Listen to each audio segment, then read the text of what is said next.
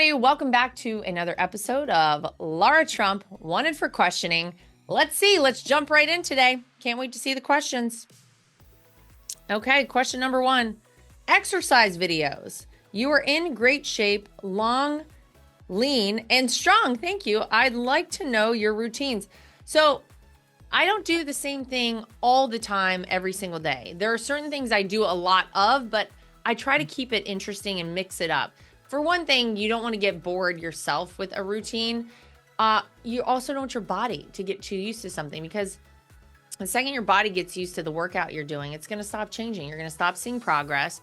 And so for me, I like to do a lot of things. I try to lift weights at least a couple times a week, maybe twice a week. I do CrossFit when I can. I fit in Pilates, and this is Megaformer Pilates. It's a bit of a different machine. Very challenging, very hard if you want it to be. You know, I still like to participate in triathlons, so I try to run, bike, or swim whenever I have the chance. I have not been in a pool, though, to swim. Gosh, I don't even know how long. It's been since before the campaign really ramped up. I'm going to say 7 months. Is that so sad? You know why? I can't get in a pool, get my hair wet, get the goggle marks, get the swim cap mark, and then, do something on TV. It doesn't work out. I got stuff going on all the time. So that said, I try to mix it up. I try to do a little something different every day. I play tennis when I can. Just depends on the day, how much time I have, what's available to me, what classes I'm able to get into, that sort of thing. But my advice for anybody out there is, no matter what you're doing, try to switch it up for your body whenever you have the opportunity. Don't do the same thing every single day. And, start small. Start with something minor. But whenever you're doing a workout, make sure that you feel like it's an actual workout, because a lot of people go in, they do something real easy, get on the elliptical for 20 minutes. If you don't feel like it's a workout, you might not get the change in your body you want. Just some friendly advice. Okay. Question number 2. What were you like as a teenager? That's a fun question. God, I feel like I went through phases like everybody did. I have some really awful photos of me in outfits that I'm just kind of aghast that my parents let me out in. Just ridiculous looking things, crazy looking makeup. I mean, I had a whole phase where I went through, tried to do like very cool makeup. It turns out it wasn't so cool on the other side. I certainly had a tomboy phase where, I was into all different sports. And I very vividly remember wanting to be a kicker on a football team so that I could be on a football team. And I've talked about this before. If I had been born, 20, 30 years later, and a teacher who wanted to just tell me that maybe I should have been born a boy got in my ear, I could see a place where somebody could have convinced me of that at a certain time in my life. And that's terrifying, because I have 2 beautiful kids, a husband I love, and I could never have imagined doing anything that would have jeopardized that. Yet that's what so many of these kids are doing. They're being led down this crazy path.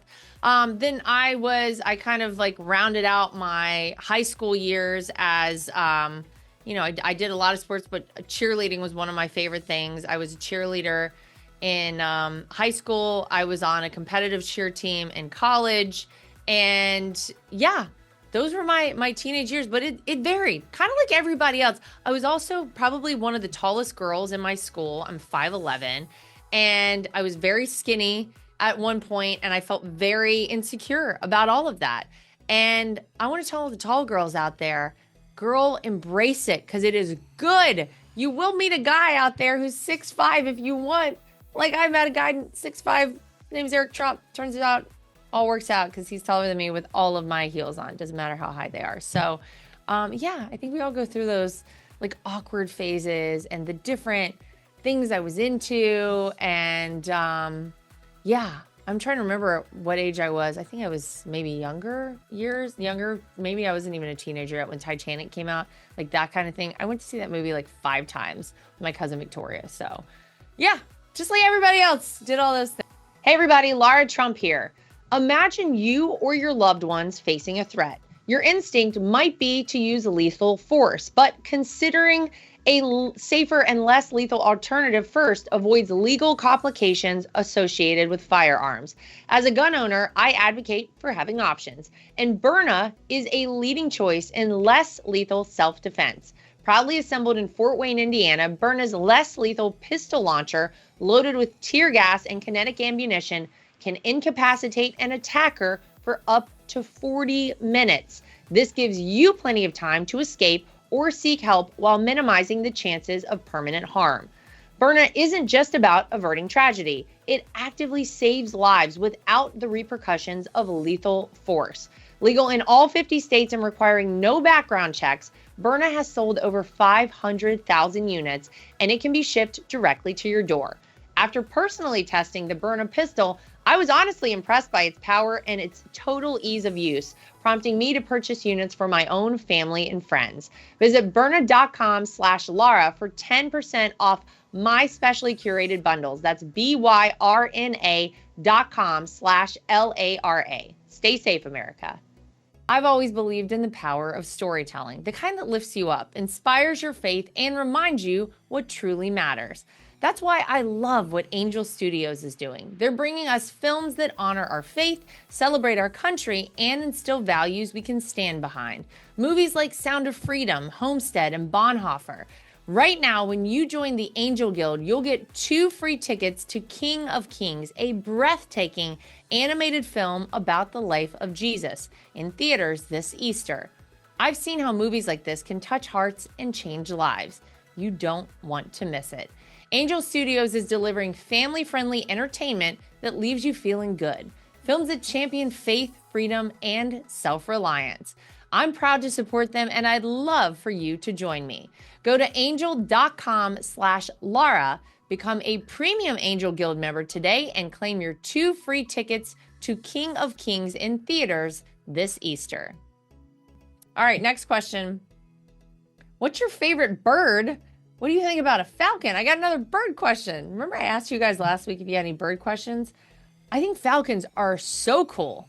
The people who train them, from what I understand, you can't overfeed them, but you also can't underfeed them. There's like a perfect balance. The falcons, they come and they like land on your arm. You got to wear the big glove. They put the little hoods on them or whatever it is, the caps. I don't know what you call them.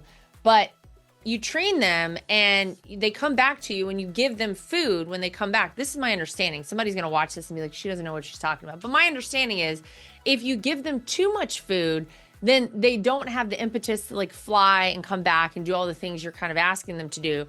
If you give them, if you underfeed them and don't give them enough food, then they're going to fly away and they're going to go find some food because you have underfed them. So there's this like perfect balance. So I think it's very cool. I'm very fascinated by all that, by falconry. I haven't had much experience in it. This is just my knowledge that I don't even know where I got that information, but I believe it's true. My favorite bird, I had 2 parakeets growing up. Rita and Ringo were their names. I was a Beatles fan, in case you couldn't tell. And I was very partial to them. We would let them fly and they would get on our fans and then we'd turn the fan on and they'd fly off. My brother and I thought it was really fun. But right now we still have a bird living in our garage. I call her Mama Bird. And a little story on Mama Bird. It was, I think, the day that I did this show last week, and I talked about the fact that my husband had put all of these like little spiky things in our garage so that the birds wouldn't make a nest in there this year. And they found the one spot that he had left open and they made a nest. And I got home the other night and I go to look and I'm like, where's this nest? My husband was like, oh, I moved it for the bird. I moved it outside. It's on top of like the one of our lights outside. And I was like, this bird doesn't know how to find the nest. This poor mama bird is out there flying around. She's beside herself looking for her kids. And so I put some gloves on because they say you're not supposed to touch anything. Otherwise, they will abandon the nest. I put some gloves on. I put it right back in that spot. And I think that was actually a nice little moment. Eric was like, you know what?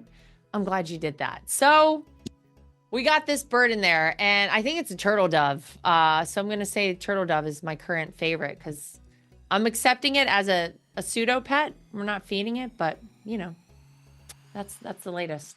Okay. Next question. Is intellectual dishonesty present in your personal life or is it reserved just for your career? Hope this gets answered in a future episode. Intellectual dishonesty? That's a very interesting term to use, because I'm trying to figure out what it is that you're referring to. Let me see. I think that I have to text my nanny to make sure she picks up one of my kids. I'm getting the other one. Intellectual dishonesty is what you're going to find if you tune into CNN, what you're going to find if you tune into MSNBC. So what you're going to find if you tune into any of these legacy media outlets. That is not what you're finding with anything that I'm doing, and not anything I'm doing on this show. I'm just calling it like I see it. I'm just giving you the facts and the information as I have them, as I understand them. And I'm an open book. I've got no reason to give you anything other than the truth as far as I know it. And I would say that about my show on Fox as well. I sit down with people. I let them tell me their information, and I don't put words in people's mouth. I let them explain things for themselves. And I think that's the best way to operate. So I think if you're looking for intellectual dishonesty, you could probably find it on the left. These are the people who have spread so many lies about my father-in-law and our family that 55% of left-leaning people who participated in a recent survey think that it's okay to consider assassinating President Trump. That's a problem. That's demonization of somebody. This is a man, I'll remind everybody, who literally has put his life on the line for this country, who put aside a business that was very successful, has lost zeros off the back of his net worth, who does not take a salary as president of the United States.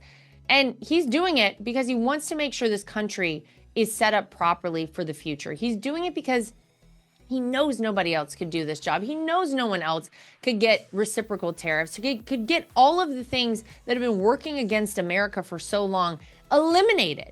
He wants a fair shot for the American people. He wants manufacturing back here. He wants job growth in America. He wants people to feel what it is like and the pride you have in a hard day's work. My gosh, we don't have any real jobs anymore. Everybody's got to be, an Uber Eats driver or something. We're bringing real jobs back to America thanks to President Trump.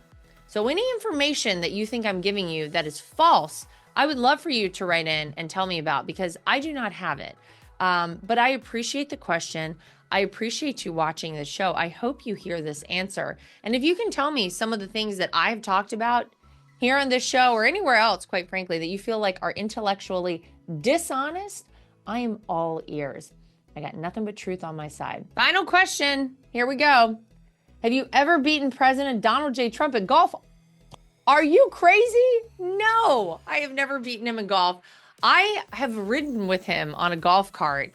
I have never actually played him in golf because I'm not at that level yet. Don't kid yourself. I'm not out there to look like a total loser. If I'm going to play with my father-in-law, and I feel I will do it one day, I can level up a little bit. I got to get out there. I got to get on the range and practice. Tell me when I had time for that. I haven't had any time for getting out on a driving range. Excuse me. We had an election to win. I was the co-chair of the RNC. If you recall, during that election, I wasn't taking time to go out to a driving range and hit balls. I wasn't going out for 4-hour rounds of golf. Okay. And then I all of a sudden left that job, got this new job with Fox. I've got this show to do. I've got 2 kids. I got 4 dogs. I got the whole thing going on. So no, I have never beaten President Trump at golf. He's still champion. And he recently won right here at this golf course where I'm sitting right now. He recently won, I believe it was a member guest championship or something. Yeah, he's a pretty good golfer. So I got to practice up for that day. I'll let you know when it happens. All right, that is going to do it for this episode of Lara Trump Wanted for Questioning. Thank you for the questions. Even the nasty one, I'm happy to receive them. You can send them all in, post under this episode, go to any of our social media and post a question there. We will try to do our best to answer all of them. All right, make sure you like, subscribe, share, and follow, and we'll see you back here next time for more of Lara Trump Wanted for Questioning.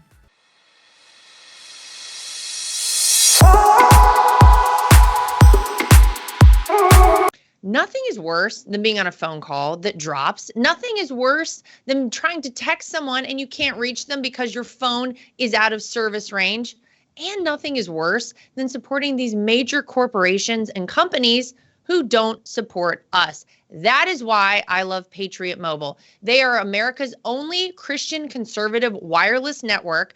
They use every cell tower out there available to all networks so that they have the greatest 4G and 5G coverage nationwide, and they support the causes that are important to us as conservatives. If you go today to patriotmobile.com/Lara Trump and use the promo code Trump, you will get free activation today. Again, that is patriotmobile.com/Lara Trump. The promo code is Trump for free activation so that you can get a great cell plan and feel good about doing it.